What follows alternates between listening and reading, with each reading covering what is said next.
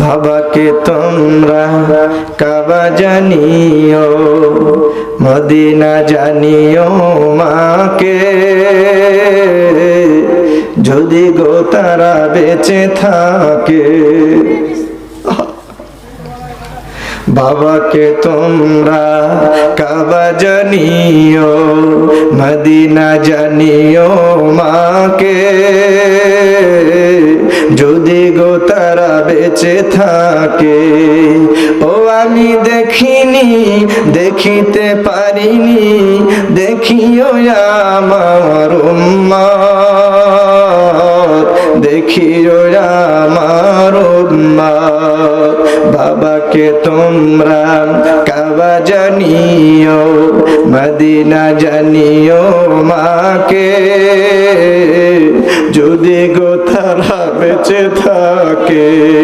ও আমি দেখিতে পারিনি, দেখিতে পাইনি, দেখিও আমার উম্মত, দেখিও আমার উম্মত। আল্লাহু আকবার। বাবারও মুখেতে মায়েরও মুখেতে যে তুলে দিবে গো খানা, তাতে খুশি রাব্বানা। বাবারও মুখেতে মায়েরও মুখেতে যে তুলে দেবে গো খানা, তাতে খুশি রাব্বানা। ও আমি সেবিনি, সেবিতে পারিনি, আমি সেবিনি, সেবিতে পারিনি, সেবিও আমার উম্মত, সেবিও আমার উম্মত। বাবাকে তোমরা কাবা জানিও, মাকে জানিও মদিনা। সুবহানাল্লাহ, সুবহানাল্লাহ।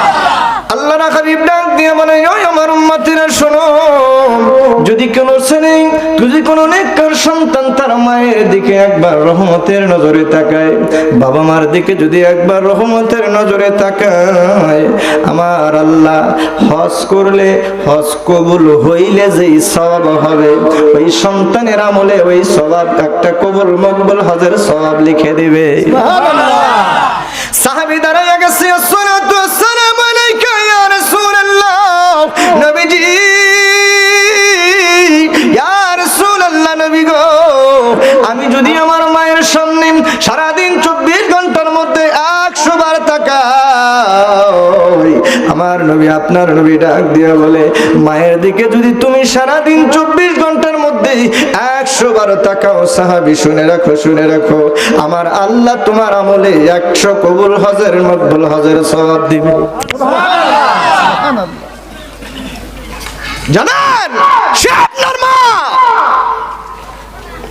মায়ের সাথে যেন উচ্চ স্বরে কথা না হয়, খেয়াল করতে হবে।